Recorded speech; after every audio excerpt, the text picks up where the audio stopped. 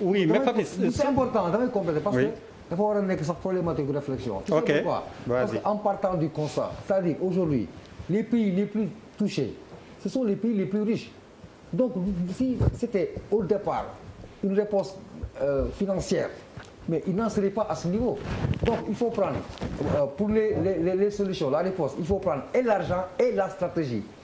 c'est foofu laay bëgg waxee parce que c'est un constat aujourd'hui quel est le pays le plus riche au monde les deux Chine États-Unis la bu fekkoon ne pour décaisser non attends bu fekkoon ne c'est une question qui pouvait être prévue anticipée gérée par les sous les Américains l'auraient réglé en 24 heures ils peuvent régler mais le constat part de ce fait en disant qu'aujourd'hui c'est pas parce qu'on est riche qu'on peut lutter contre la maladie il faut et des moyens et une stratégie mais bien conçue pour faire face. Non, professeur. ma réflexion c'est pas ça dama ne. est-ce que tu sais keroog la filade combien coûte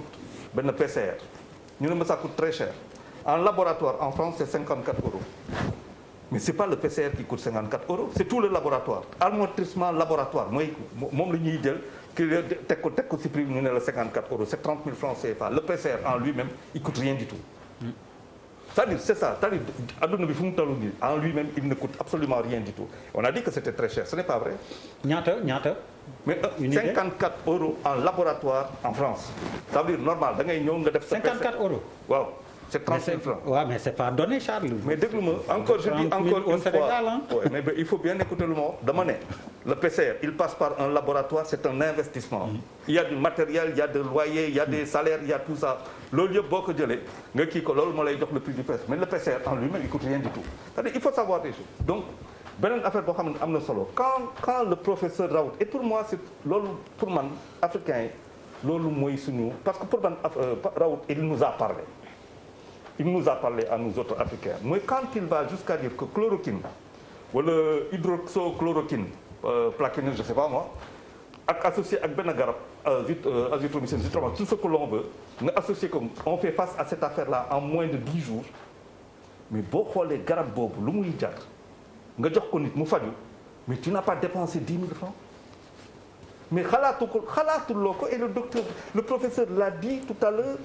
mooy que dañuy maintenir les populations en vie pendant très longtemps jusqu'à 80 ans di leen jox ay garab pour diabète et ainsi de suite il y a une industrie de la maladie qui passe par l'industrie pharmaceutique ñoom dañuy dund lu yàgg mais parce que ils sont soutenus par tout simplement une industrie pharmaceutique et maladie nga ñëw ñun suñu dëkk yu sew yu tuuti yi mais waxuma fii ban mag boo xamante ne am na xaalis ak ta petite retraite là d'avoir des factures de 200 000 francs par mois de garab ce n'est pas possible c'est pour cela qu'on meurt plus jeune c'est aussi simple que ça donc quand cette affaire s'est passée mais Raoult quand il a parlé de chloroquine les gens l'ont giflé mais on va pas soigner un médicament avec 2 euros quand même ça n'a aucun sens ñoom ñu toog di wax mu indi nag coow bu dul jeex mais je vais te dire vous avez vu ces images circuler par rapport à des commandes extraordinaires de la France de chloroquine et tu sais pour qui parce que dëkk xam nga kan moo warul daanu armée du daanu oui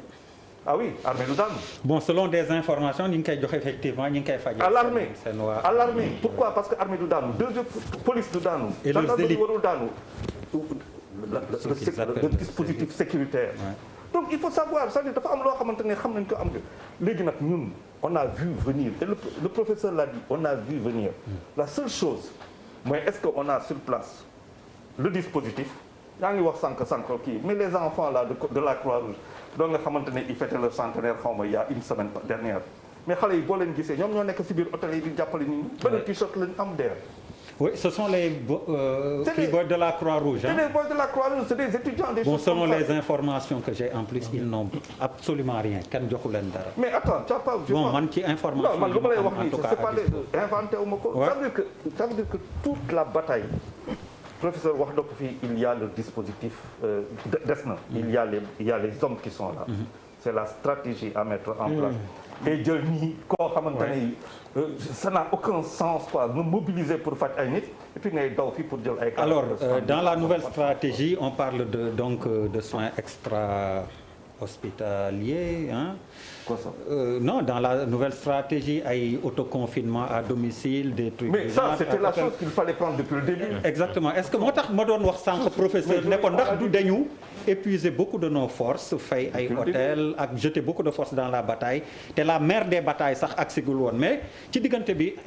intervention Ali Boy bi dafa tax ma bëgg leen laaj benn yoon est-ce que li ñuy wax donc protection wu personnel de santé bi doy na motivation bi doy na bu ñu ko déggee. mais pour man waruñu egg sax ci protection parce que man boo déggee protection personnel de santé bi nit yi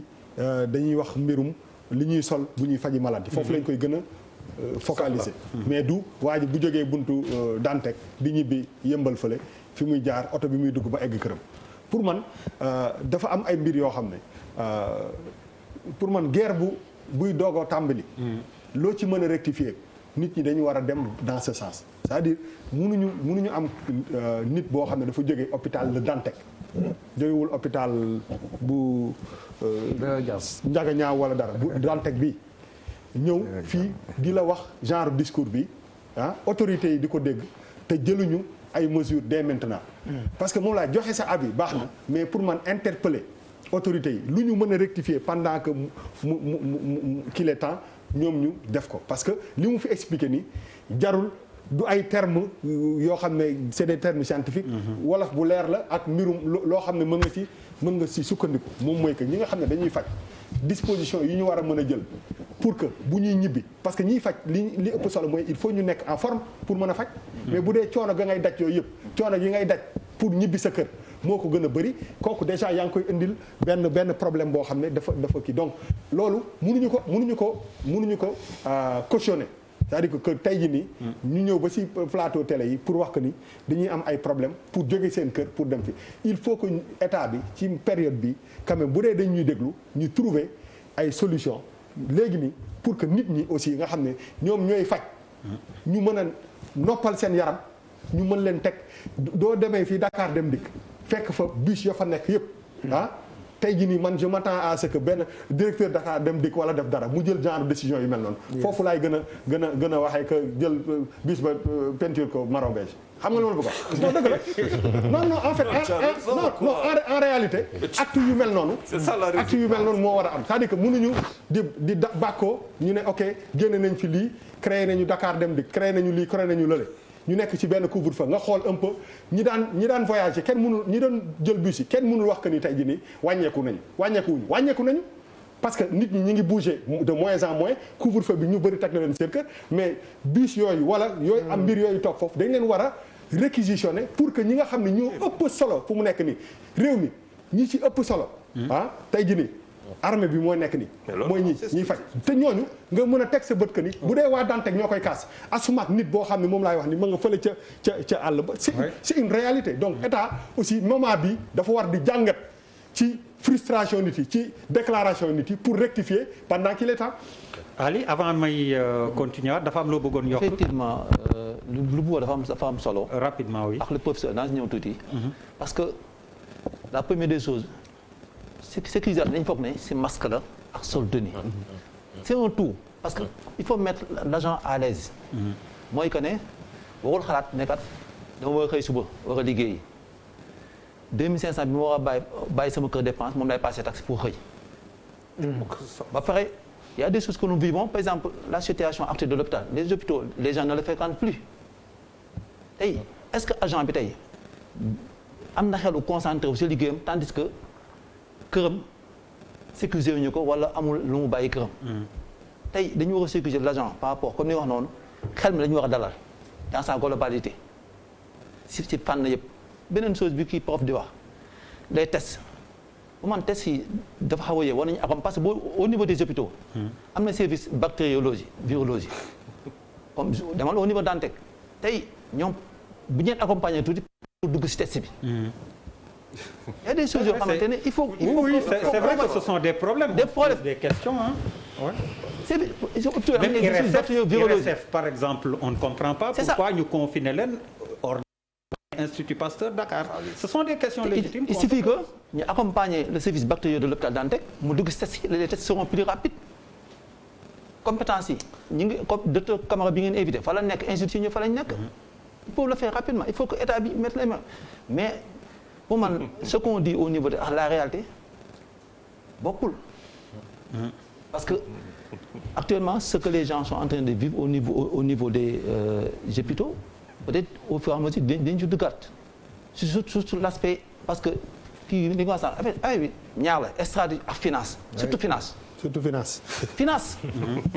parce que ñun. amee xaalis te amoo xam-xam foo jëm. on devait. amee xaalis te amuloo foo jëm. non mais xaalis parce que ñun les deux. mais dans ce cas parce que ñun sens bi ñu amoon mooy que ne yeneen dëkk yi ëpp daf leen laaloon bu yàgg. mu soog ñu laal. mënoon jël suñu waxtaan bi yàgg orienter les choses nekkat la première des choses mooy que ne c'est de mettre le focus sur le personnel médical sur les hôpitaux sur les postes de santé les districts. ok. mettre le focus là-bas. équiper leen jox leen matériel jox leen lépp. les milliards que l'on parle tey bu ñu ko doon injecté au niveau des hôpitaux assurer leen tey on n'en parle pas tey bu ñu demee ba jël par exemple ay tout récemment on a reçu des matériel 2 milliards matériel mais 2 milliards lan la mat ci dispositif bi ñu war a xaar lépp. Ouais, man c'est 2 milliards de commandes laa dégg. Bon, 2 milliards de commandes. On va prendre un confiné, il est en ligne. Birima Ndiaye ñu ngi lay nuyu. Ci émission bi la bokk. maa ngi lay fay. non